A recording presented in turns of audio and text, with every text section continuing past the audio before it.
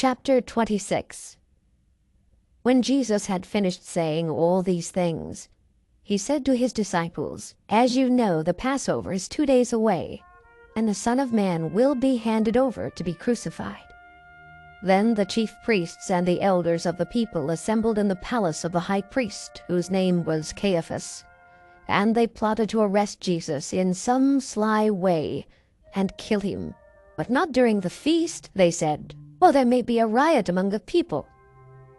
While Jesus was in Bethany, in the home of a man known as Simon the leper, a woman came to him with an alabaster jar of very expensive perfume, which she poured on his head as he was reclining at the table.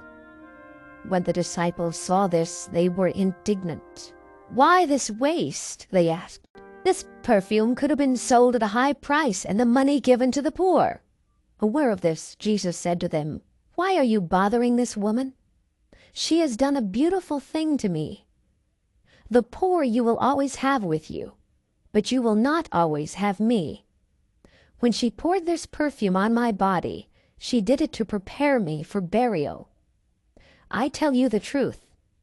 Wherever this gospel is preached throughout the world, what she has done will also be told in memory of her." Then one of the 12, the one called Judas Iscariot, went to the chief priests and asked, "What are you willing to give me if I hand him over to you?" So they counted out for him 30 silver coins. From then on, Judas watched for an opportunity to hand him over. On the first day of the Feast of Unleavened Bread, the disciples came to Jesus and asked, "Where do you want us to make preparations for you to eat the Passover?" He replied, "Go into the city to a certain man and tell him, 'The teacher says, my appointed time is near. I'm going to celebrate the Passover with my disciples at your house.'" So the disciples did as Jesus had directed them and prepared the Passover. When evening came, Jesus was reclining at the table with the 12, and while they were eating, he said, "I tell you the truth, one of you will betray me." They were very sad, and began to say to him one after the other, "Surely not I, Lord." Jesus replied, "The one who has dipped his hand into the bowl with me will betray me. The Son of Man will go just as it is written about him. But woe to that man who betrays the Son of Man. It would be better for him if he had not been born." Then Judas, the one who would betray him, said, "Surely not I, Rabbi." Jesus answered, "Yes, it is you."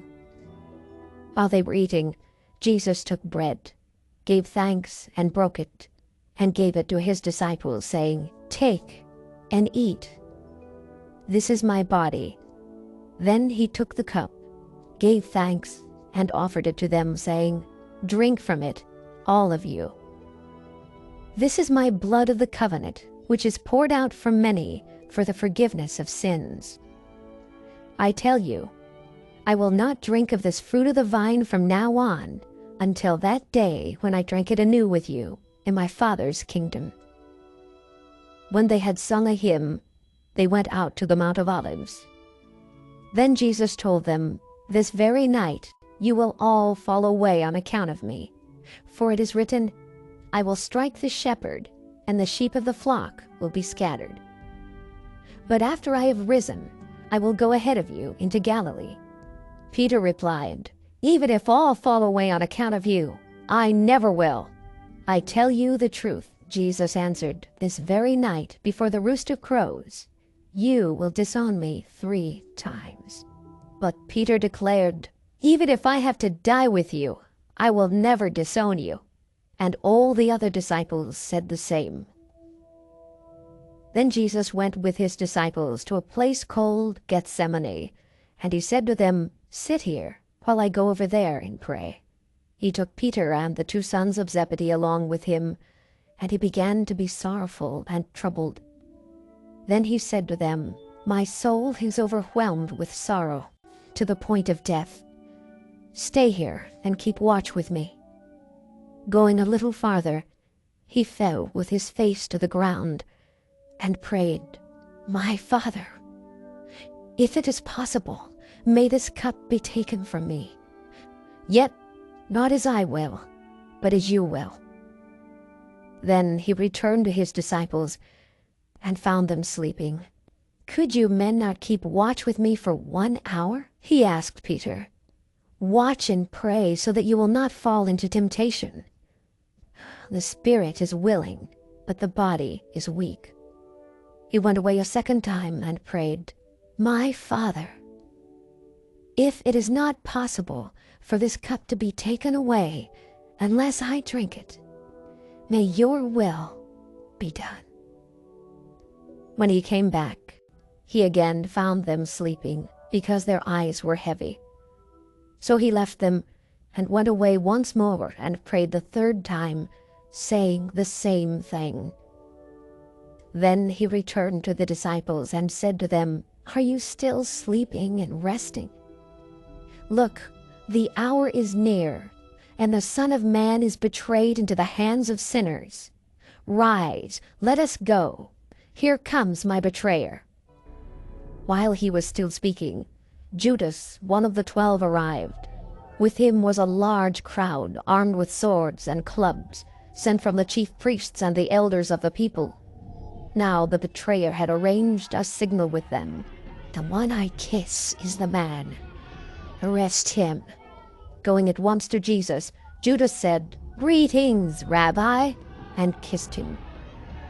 Jesus replied, "Friend, do what you came for." Then the men stepped forward, seized Jesus, and arrested him. With that, one of Jesus' companions reached for his sword, drew it out, and struck the servant of the high priest, cutting off his ear. "Put your sword back in its place," Jesus said to him, "for all who draw the sword will die by the sword. Do you think I cannot call on my Father, and he will at once put at my disposal more than 12 legions of angels? But how then would the scriptures be fulfilled that say it must happen in this way?" At that time, Jesus said to the crowd, "Am I leading a rebellion that you have come out with swords and clubs to capture me? Every day I sat in the temple courts teaching, and you did not arrest me. But this has all taken place that the writings of the prophets might be fulfilled." Then all the disciples deserted him and fled. Those who had arrested Jesus took him to Caiaphas the high priest, where the teachers of the law and the elders had assembled. But Peter followed him at a distance, right up to the courtyard of the high priest. He entered and sat down with the guards to see the outcome. The chief priests and the whole Sanhedrin were looking for false evidence against Jesus, so that they could put him to death. But they did not find any, though many false witnesses came forward. Finally, 2 came forward and declared, "This fellow said, 'I am able to destroy the temple of God and rebuild it in 3 days.'" Then the high priest stood up and said to Jesus, "Are you not going to answer? What is this testimony that these men are bringing against you?" But Jesus remained silent. The high priest said to him, "I charge you under oath by the living God. Tell us if you are the Christ, the Son of God." "Yes, it is as you say," Jesus replied. "But I say to all of you, in the future you will see the Son of Man sitting at the right hand of the Mighty One, and coming on the clouds of heaven." Then the high priest tore his clothes and said, "He has spoken blasphemy. Why do we need any more witnesses? Look, now you have heard the blasphemy. What do you think?" "He is worthy of death," they answered. Then they spit in his face and struck him with their fists. Others slapped him and said, "Prophesy to us, Christ, who hit you?" Now Peter was sitting out in the courtyard, and a servant girl came to him. "You also were with Jesus of Galilee," she said. But he denied it before them all. "I don't know what you're talking about," he said. Then he went out to the gateway, where another girl saw him and said to the people there, "This fellow was with Jesus of Nazareth." He denied it again with an oath, "I don't know the man." After a little while, those standing there went up to Peter and said, "Surely you're one of them, for your accent gives you away." Then he began to call down curses on himself, and he swore to them, "I don't know the man." Immediately, a rooster crowed. Then Peter remembered the word Jesus had spoken, "Before the rooster crows, you will disown me 3 times." And he went outside and wept bitterly.